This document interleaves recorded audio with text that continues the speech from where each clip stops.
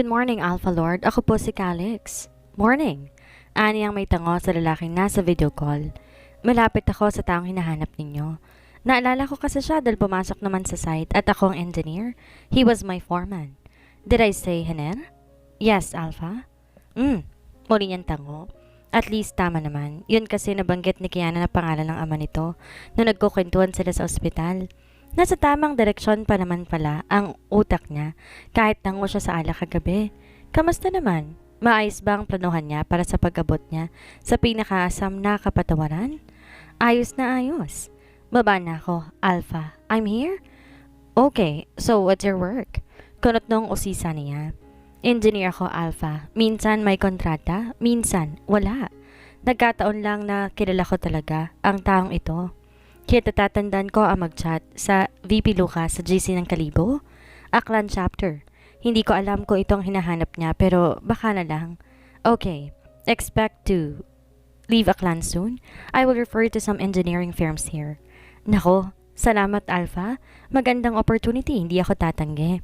And I don't want you to say no either. Aniya at saka sumulyap sa messenger niya.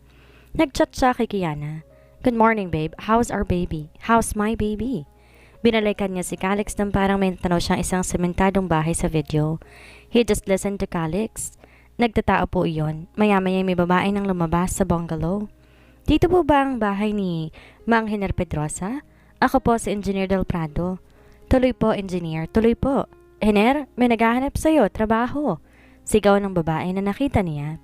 Off ko muna ang video call, Alpha. Aalamin ko kung siya na nga. Okay. Tango niya. Thank you. Ngumiti pa yon sa kanya. It's my pleasure. Pagkawala ni Calix sa screen, muling nahiga si Asher sa kama.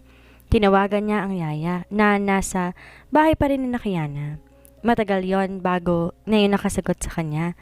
Pero sumagot naman si yaya. Yaya? Ani niya sa babae. Oh, nagluluto ako. Pasensya ka na't ang tagal ko nang nasagot. Nasaan ang anak ko, yaya? Anak ko? Yun ang pinakamasarap sa pakiramdam niya. Ang tawaging anak ko si Elora. Ay narito, nagbabasa lang habang naglalaro sa kama. Tanong ng tanong kung kailan ka daw darating. Aba, pinakita ko nga mang litrato ng lolo't lola niya eh. Medyo lito pa siya sa katotohanan pero maunawaan din niya paglipas ng mga araw.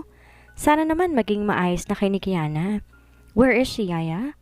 Nasa eskwelahan. Magpapasa raw siya ng mga kulang niya. Nag-chat daw yun, Sir Chloe niya eh. Agad umatake ang selos niya.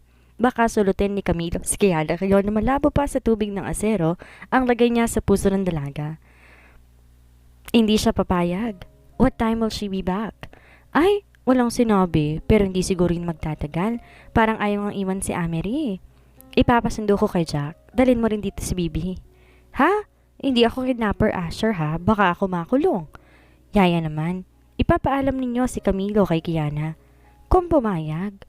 Please, yaya. I need to talk to her privately and Bibi must not hear. O siya. Ipapaalam ko pero hindi ko lang sasabihin darating ka. Gusto ko lang kayong tulungan na magkaayos para sa cute na alaga ko, ha? Ako na mag-aalaga rito parati, ha, Asher? Gustong gusto ko siya. Napakaganda ng pagpapalaki ni Kiana sa kanya. Ang bait na bata ng anak mo. Hindi mana sa'yo. Napahalakak siya. Napentahan pa siya pero masaya na rin siyang sabihin na mabait ang anak niya. Kahit siya alam niya yon. Natatanda niyang sinabi niya kagabi kay Kiana kahit siya ay lasing. Yon ang huling bagay na tumanim sa isip niya bago siya tuluyang nalasing. He was fucking serious. He will get her pregnant in one of these coming days. And that day is the day. Tinupog ni Kiana ng halik si Elora nang dumating siya ng bahay. Tawa naman to ng tawa at masayang masaya. Tinitingnan ng mga ito ang album ng lolo at lola nila. Nakagabi pa nito walang sawang iniisa-isa. Tapos, tinitingnan nito ang mga litrato ni Asher ng bata pa. Mama, look po oh, ako po ito. Turo ni Elora sa litrato ni Doña Selena. She smiled and nodded. Yes anak, kamukhang kamukha mong lola mo ah.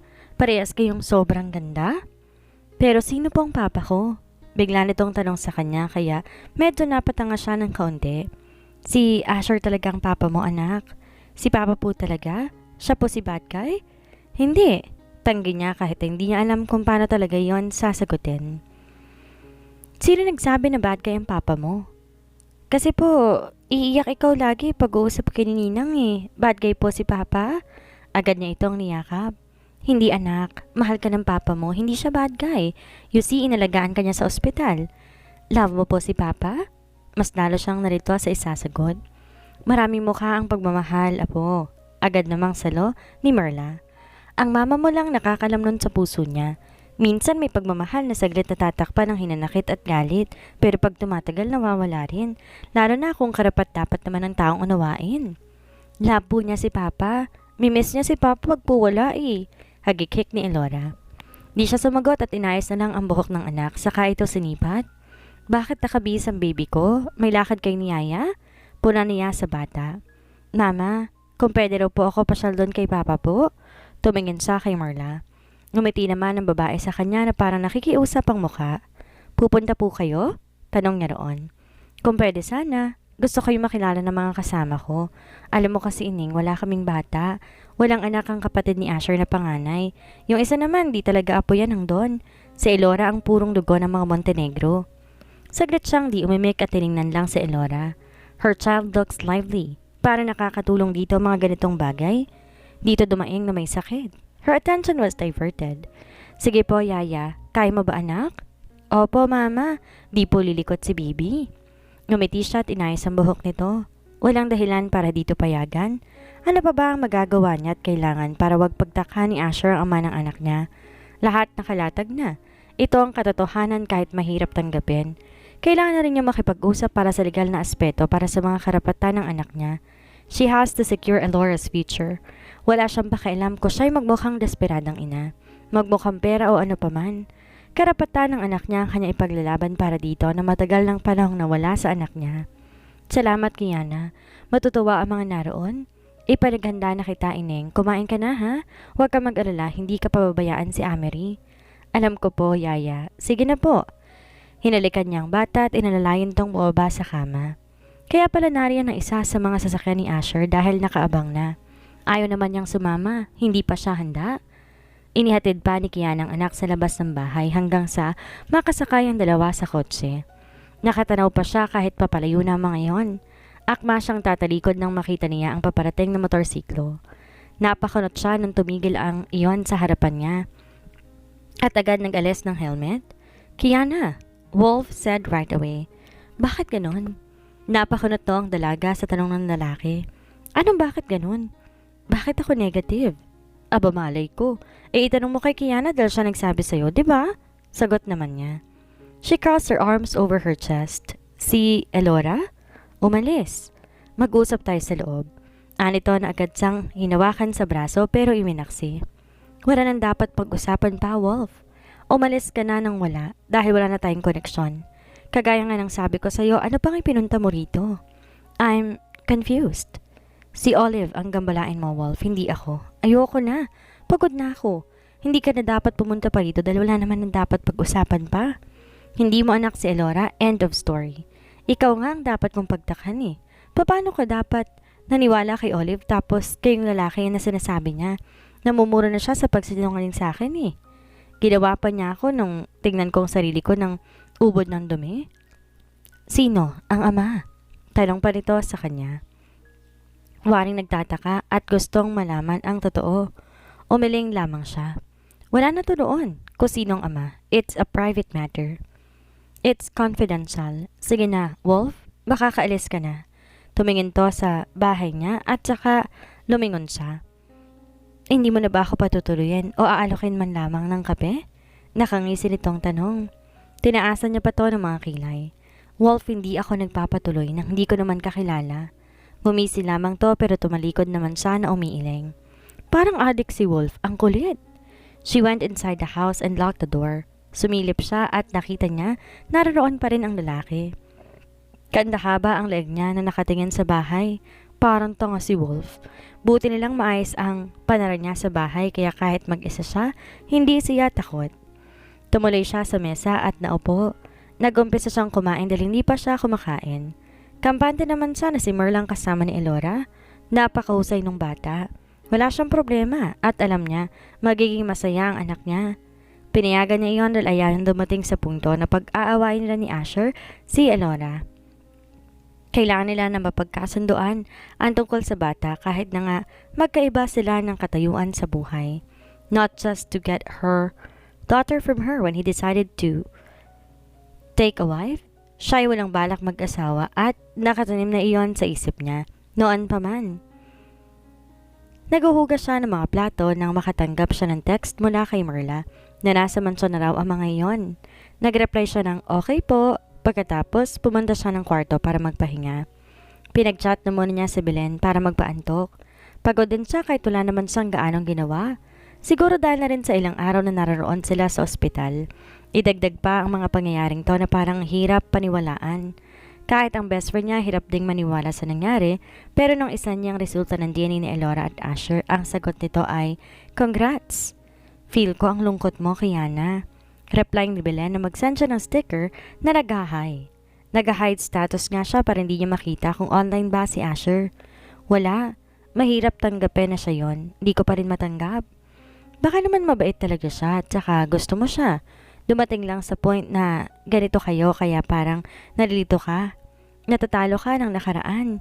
Hindi naman kita masisisi. Napabuntong hininga siya. Nandoon si Bibi sa mansyon. Pinayagan ko na makita ang kasambahay doon. Tama yon, at least makita nila kung gaano ka kamatsur na mag-isip. Na kahit maganda ang nangyari, handa kang hatian sa ng panahon kay Elora. Nax, lalong ma-inlove sa'yo si Asher. Baliw. Pero seryoso, Det. Napapaisip din ako kasi nakilala ko nga siya kahit papaano. Parang ang layo niya dun sa Lord na yun noon. Di ko ma-imagine. Ayaw din niyang i-imagine. Sayang, di malang naging kayo bago ito mangyari. Alam mo yun? Yung mala pocketbook na mabubuntis ka tapos may twist. Ikaw kasi, mula umpisa, puro ka na twist. Walang buntisang naganap. May kasunod yon na tumatawang sticker. Yan ang napapalha mo kakabasa ng pocketbooks nung high school. Ay, parang siya, hindi. Natatawa siyang nag-reply. Mamaya na nga lang ulit. Iidlip muna ako kasi feeling ko pagod na pagod ako eh. Sige, mag-review na rin ako. Binaba niya ang smartphone at pumikit. Di niya namalayan na katulog na pala siya ng sobrang bilis. She was still asleep when she heard a soft creak. Napakunot-noo siya at napabaling. Pakiramdam niya gusto niya magmulat ng mata pero di niya magawa hanggang biglang lumundo ang kama. She was alarmed amid her sleepiness. Hindi siya makagalaw. Binabangungot ba siya? May tao sa loob ng kwarto at hindi siya nag-iisa. Diyos ko, sana'y magising siya. Gising ng diwa niya pero di siya makagalaw. Ni pagmulat ng mata niyang hirap. Kailangan niya pilitin iyon. She locked the door. She was sure of it. May dumantay na mainit na kamay sa may hita niya, kaya lalo lamang siyang naalarma. Muli siyang bumaling ng ulo pagkabila at umungol. Sa isip niya ayaw niya. Nasa panganib siya. Alam niya na hanggang sa magmulat na siya. Nang tuluyan. Diyos ko, si Wolf. Hi, Swan Princess. A husky voice greeted Kiana and that made her eyes open wide. Yun ang totoong nagpagising sa kanya. Hindi si Wolf ang humahawak sa kanya. At first look, he was like Wolf because she felt that she was in danger, and Wolf was the very last person she saw before she fell asleep, scrutinizing the house. Agad siya na napaupo at napaatras. Anong ginagawa mo rito? Paano ka nakapasok? Inilak ko ang pinto, Asher? Galit na sabi niya, kahit na nga ba para siyang nahilo dahil sa biglaang pagbangon. Oh, sure you did, babe. Nakangiti nitong sagot. Hinawakan pa rito ang kamay niya, pero kagad niyang inila. Lumabas ka. Ngayon din? Paano ka nakapasok dito? Isinara ko na ang pinto, ang kulit mo.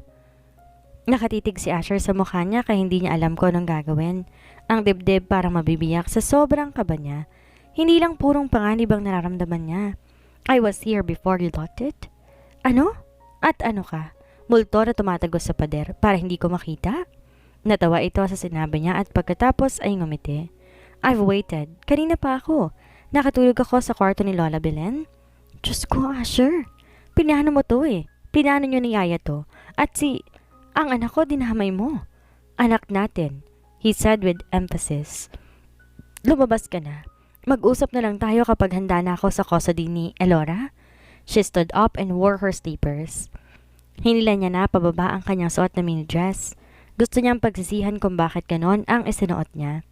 Dapat nagsuot siya ng bakal na pantalon na metal na pang itaas. Ngayon lang siya nakulong sa kwarto kasama ng isang lalaki na minsan na nagsawa sa katawan niya noong 15 pa lamang siya. Gusto niyang mapapikit sa kaisipan na iyon pero nagmamadali siya para makalabas ng kwarto. Kaya lang lagi siya natatapilok sa paa ni Asher. Ay! Tili ni Kiana pero maagap ang binata na humawak sa braso niya. Para siyang napasok kaya't agad niyang binawi ang braso niya. Sisigaw ako. Banta niya rito. Nang tumayuto at lumapit sa kanya. Nasa may pinto siya ng mga sandaling iyon pero hindi niya makuhang buksan ang lock. May katigasan kasi yun at di niya alam kung ano magic ang meron na parang kapag umuulan-ulan tumitigas ang kahoy sa hamba at kapag tag-init na may napakaluwag. Asher held her waist. Sisigaw talaga ako ng rape. Banta niya ulit saka pumiksi. Go ahead, is that what you really want to say? Malambing na tanong nito. Wala akong patalim. Nandito lamang ako, hinahawakan ka. Sus ko? Pumikit siya para sumigaw ng tulong pero parang maling-mali. Ang ginawa niya dahil agad siyang hinalika ni Asher. Tulong! Rapist! Di siya nakahuma. Ito ang isa pa niyang nararamdaman sa puso niya, bukod sa takot, pagmamahal. She fell in love with this man unknowingly for a very short while. Why? Ginawan siya nitong masama noon pero ba't ganito ang nararamdaman niya ngayon? Asher kissed her for a while. Masuyo ang ginawa nitong paghalik sa kanya. Hindi pangahas, para bang ingat na ingat ito at para bang inaakit siya at naaakit siya. Tanga. Singhal ni Kiana sa sarili. Nasaan ang kanyang kontrol sa sarili? She was traumatized, right? Why now? Puro bakit ang tanong sa isipan niya pero wala ni isa mang sagot sa mga iyon. Tumagal ito kapag kuwan at siya ay napatangan na lamang sa mukha nito. She swallowed. I am not here to rape you, but... Lalo ng laki ang mata niya nang parang tatanggalin nito ang t-shirt. She saw his tattoo. Napatitig siya ron at wala siyang ibang maisip na sasabihin. Napatingin din siya sa mga braso nito at malalapad na dibdib. She gulped again. Hindi. Hindi ako papayag na basta mo akong iiwasan. Not now, Kiana. Nagtanggal ito ng sinturon at di niya alam kung ano ba ang klase ng makina ang sumapi rito para matanggal iyon ng ganun kabilis. Tapos ay hinubad ang pantalon. Ayoko, Asher. Saway niya rito na natatakot siya. Akma siyang tatalikod pero niyakap siya nito sa bewang. May pagkaripis talaga to She was pinned against the door and kissed her again. Di naman na siya umimik. Nagagalit siya sa sarili. Bakit hindi niya kayang panindigan na ayaw niya? Napasinghap siya nang dumikit ang balat niya sa katawan ni Asher. There was nothing left of him aside from his boxer. Ito ang totoong peligro. Narito siya. She wanted to cry and stop him but she wasn't able to open her mouth or push him away. Hinayaan niya itong magtagumpay sa kung anumang binabalak nito sa kanya. Wala siyang naalala na noon, ngayon lang niya naisip. Magaan humalik sa Asher sa kanya hanggang sa wala sa isip na binuka ni Kiana ang bibig niya. Shit! Mura pa nito at bigla ito naging pangahas. His kisses went deep. Ang braso nito'y pumulupot na sa bewang niya at mas lalo pang idinikit ang katawan sa kanya. She did not protest. Sure, this is not rape. Tuloy ang tinalo siya ng damdamin niya para kay Asher. Mahal niya ito. Patuloy ang pagpapaubaya niya sa kanyang nararamdaman. Ito ang sinasabi na natatakpan na sama ng loob ang pagmamahal. May panahon ka pang humindi. Sabi ni Asher na saglit tumigil sa paghalik sa kanya. Natulala siya sa pagngiti nito ng kaunti. Parang hinahamon siya na humindi. She could not focus. His hand was on her waist and went down to her hips. Ano ang sasabihin ni Asher at hindi siya ngayon makahuma?